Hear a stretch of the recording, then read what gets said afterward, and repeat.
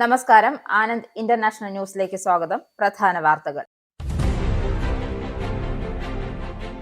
European union ബ്ലോക്കിലെ 4 വലിയ അംഗരാജ്യങ്ങളിലെ ഭൂരിപക്ഷവും UK വീണ്ടും യൂണിയനിൽ ചേരുന്നതിനെ പിന്തുണയ്ക്കുമെന്ന് സർവേ. എപ്സ്റ്റീൻ കേസിൽ മാധ്യമ രാജാവ് റൂപ്പർട്ട് മർഡോക്കിനെതിരെയും വാൾസ്ട്രീറ്റ് ജേർണൽ റിപ്പോർട്ടർമാർക്കെതിരെയും $10 ബില്യൺ നഷ്ടപരിഹാരം ആവശ്യപ്പെട്ട് കേസ് നൽകി ഡൊണാൾഡ് ട്രംപ്. ബുദ്ധ സന്യാസിമാരെ വശീകരിച്ച് ലൈംഗിക ബന്ധത്തിന് ക്ഷണിച്ച ശേഷം ദൃശ്യങ്ങൾ പകർത്തി ഭീഷണിപ്പെടുത്തി 100 കോടി രൂപ കവർന്ന തായ് യുവതി പിടിയിൽ.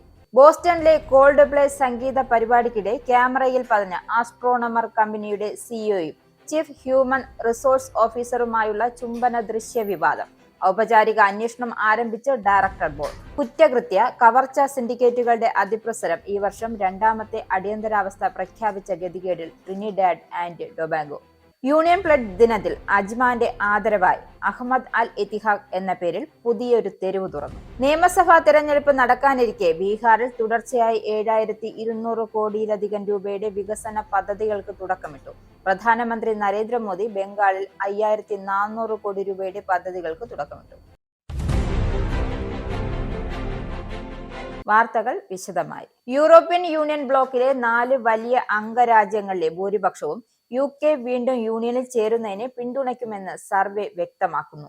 UK ഉൾപ്പെടെ 6 പടിഞ്ഞാറൻ യൂറോപ്യൻ രാജ്യങ്ങളിൽ നടത്തിയ യുഗോവ് സർവേ വോട്ടർമാരിൽ വ്യക്തമായ ഭൂരിപക്ഷം ഇപ്പോൾ രാജ്യം വീണ്ടും യൂറോപ്പിനൊപ്പം ചേരുന്നതിനെ പിന്തുണയ്ക്കുന്നു.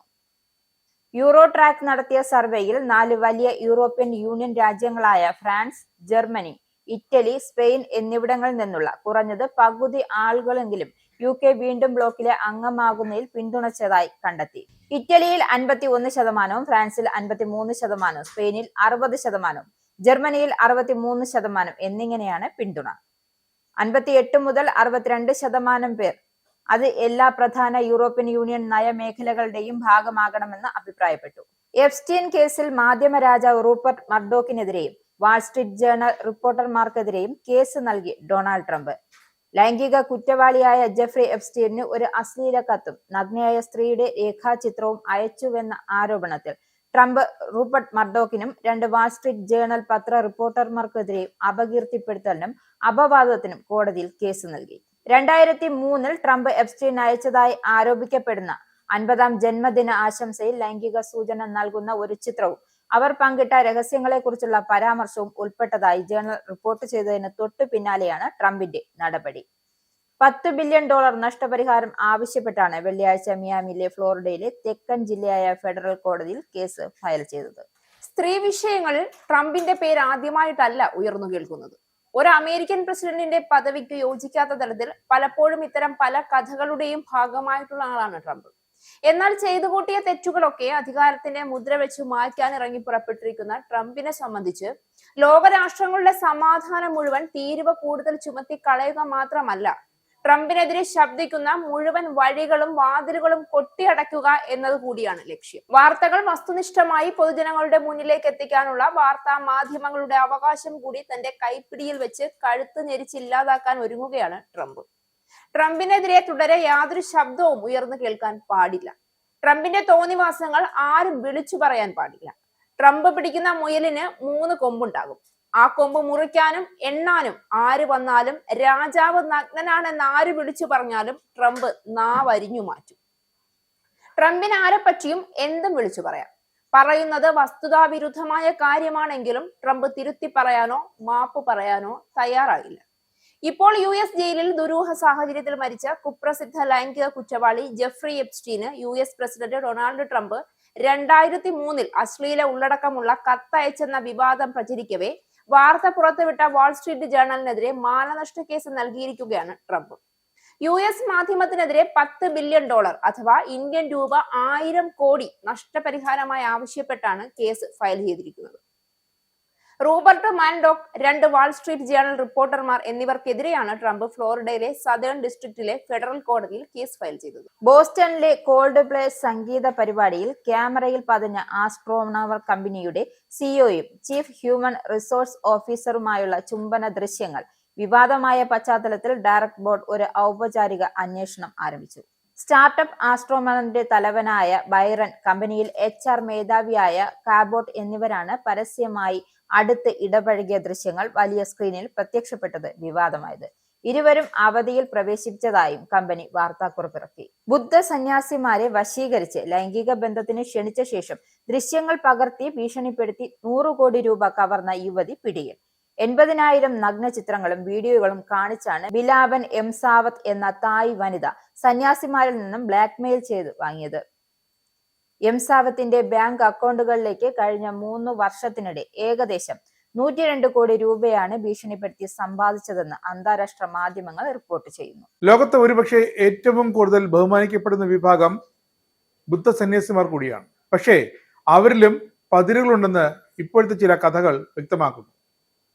മഞ്ഞ നിറമുള്ള ആ കഥകൾ ഏതൊരു ബുദ്ധ സന്യാസിയെയും ബുദ്ധമത വിശ്വാസിയെയും നാണിപ്പിക്കുന്നതാണ്. ബുദ്ധ സന്യാസിമാരെ വരെ വശീകരിച്ച് ലൈംഗിക ബന്ധത്തിന് ക്ഷണിച്ച ശേഷം ദൃശ്യങ്ങൾ പകർത്തി ഭീഷണിപ്പെടുത്തി 100 കോടി രൂപ കവർന്ന യുവതി ഇപ്പോൾ പിടിയിലായിരിക്കുകയാണ്. 80,000 നഗ്നചിത്രങ്ങളും വീഡിയോയും കാണിച്ചാണ് ബിലാവൻ എന്ന തായ് വനിത ഈ ബുദ്ധ സന്യാസിമാരിൽ നിന്നും ബ്ലാക്ക്മെയിൽ ചെയ്ത് ഈ 100 കോടിയോളം രൂപ വാങ്ങിയതെന്ന് പോലീസ് കണ്ടെത്തിയിട്ടുണ്ട്. എംസാവത്തിന്റെ ബാങ്ക് അക്കൗണ്ടുകളിലേക്ക് കഴിഞ്ഞ 3 വർഷത്തിനിടെ ഏകദേശം 102 കോടി രൂപയാണ് ഇങ്ങനെ വന്നതെന്നാണ് ഇപ്പോൾ അന്താരാഷ്ട്ര മാധ്യമങ്ങൾ റിപ്പോർട്ട് ചെയ്യുന്നത്.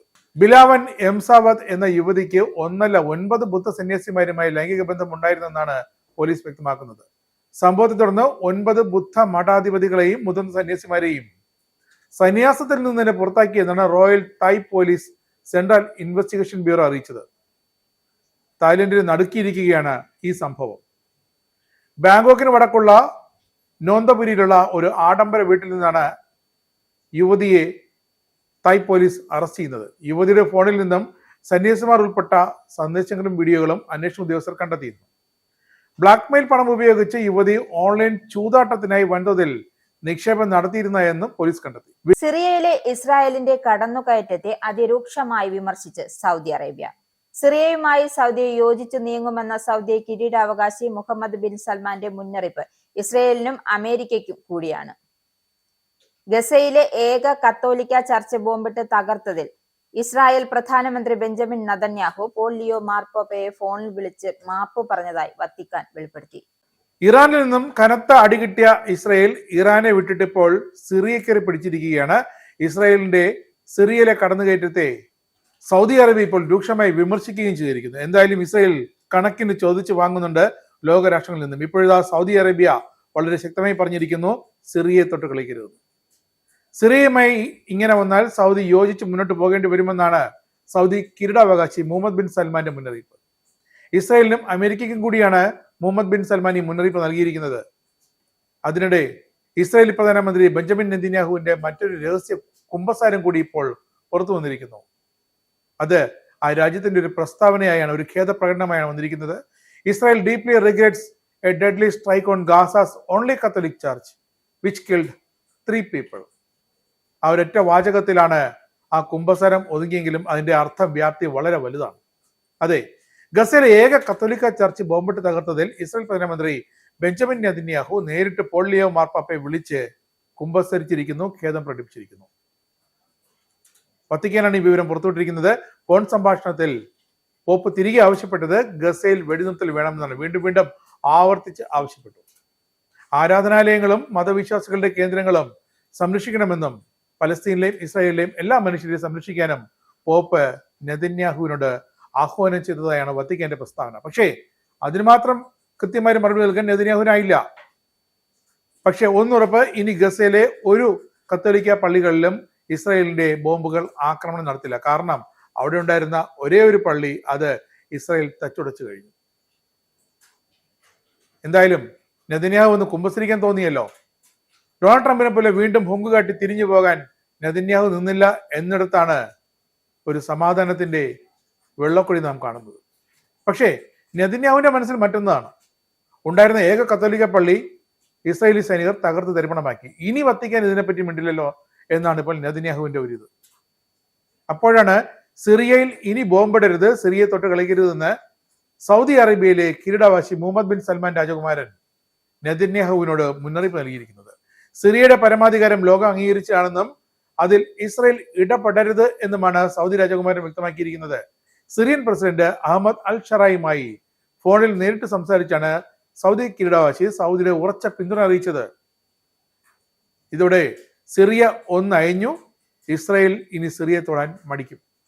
സിറിയയുടെ സ്വാതന്ത്ര്യത്തെയും പരമാധികാരത്തെയും ബഹുമാനിക്കാൻ ലോകത്തിന്റെ ബാധ്യതയുണ്ടെന്ന് സൗദി വിദേശകാര്യമന്ത്രി അമീർ ഫൈസൽ ബിൻ ഫർഹാൻ വ്യക്തമാക്കി. ആരോടാണ്? US വിദേശകാര്യമന്ത്രി മാർക്കോ റൂബിയുമായി നടന്ന സംഭാഷണത്തിലാണ് ഈ ഒരു നിലപാട് സൗദി വ്യക്തമാക്കിയിരിക്കുന്നത്. കാരണം അതാണ് അവിടെ വേണ്ടത്. കഴിഞ്ഞ ദിവസമാണ് ഗസയിലെ ഏക കത്തോലിക് ചർച്ച് ഇസ്രായേൽ സേനയെ ബോംബിട്ട് തകർത്തത്. കുറ്റകൃത്യ കവർച്ച സിൻഡിക്കേറ്റുകളുടെ അതിപ്രസരം കാരണം ഈ വർഷം രണ്ടാമത്തെ അടിയന്തരാവസ്ഥ പ്രഖ്യാപിച്ച ഗതികേടിൽ ട്രിനിഡാഡ് ആൻഡ് ടൊബാഗോ. രാജ്യത്തെ ജയിലുകൾക്കുള്ളിലും പുറത്തുമുള്ള സംഘടിത കുറ്റകൃത്യങ്ങൾ സംഘങ്ങളുടെ പ്രവർത്തനങ്ങൾ ഉയർത്തുന്ന ഗുരുതരമായ ആശങ്കകൾക്കിടയിലാണ് പോലീസ് കമ്മീഷണർ അലിസ്റ്റർ ഗുവാരോ വെള്ളിയാഴ്ച അടിയന്തരാവസ്ഥ തീരുമാനം പ്രഖ്യാപിച്ചത്. ഈ സംഘങ്ങൾ ഒരു സംഘടിത കുറ്റകൃത്യ സിൻഡിക്കേറ്റായി രൂപീകരിച്ചിട്ടുണ്ടെന്നും കൊലപാതകങ്ങൾ, കവർച്ചകൾ, തട്ടിക്കൊണ്ടുപോകൽ എന്നിവ ആസൂത്രണം ചെയ്യുവാനും പദ്ധതി ഇട്ടിട്ടുണ്ടെന്നും സേനയ്ക്ക് രഹസ്യ വിവരം ലഭിച്ചതായി അലിസ്റ്റർ വ്യക്തമാക്കി. ഭീഷണി കൈകാര്യം ചെയ്യുന്നതിനായി ചില ഗുണ്ടാ നേതാക്കളെ ജയിൽ സംവിധാനത്തിൽ നിന്ന് മറ്റൊരു കേന്ദ്രത്തിലേക്ക് മാറ്റാൻ അധികൃതർ ആരംഭിച്ചിട്ടുണ്ടെന്നും അദ്ദേഹം സ്ഥിരീകരിച്ചു. ദക്ഷിണ കൊറിയയിൽ 4ാം ദിവസവും തുടരുന്ന പേമാരി 3000-ഓളം പേർ ഭവനരഹിതരായി എന്ന് റിപ്പോർട്ട്. മണ്ണിടിച്ചിലും വെള്ളപ്പൊക്കവും ഉണ്ടാകാനുള്ള സാധ്യതയുണ്ടെന്നും രാജ്യത്തിന്റെ മിക്ക ഭാഗങ്ങളിലും മുന്നറിയിപ്പുകൾ നൽകിയിട്ടുണ്ട്. മുൻ ദിവസങ്ങളിൽ 4 പേർ മരിക്കുകയും 2 പേരെ കാണാതാവുകയും ചെയ്ത കനത്ത മഴയിൽ 7000-ത്തിലധികം പേർ ഒഴിപ്പിക്കപ്പെട്ടിരുന്നു. ഇതിൽ 4 പേർ മരിക്കുകയും 2 പേരെ കാണാതാവുകയും ചെയ്തു. പഹൽഗാം ഭീകരാക്രമണത്തെ തുടർന്നുണ്ടായ ഇന്ത്യ-പാകിസ്ഥാൻ ഏറ്റുമുട്ടലിൽ 5 യുദ്ധവിമാനങ്ങൾ തകർന്നിരുന്നുവെന്ന് US പ്രസിഡന്റ് ഡൊണാൾഡ് ട്രംപ്.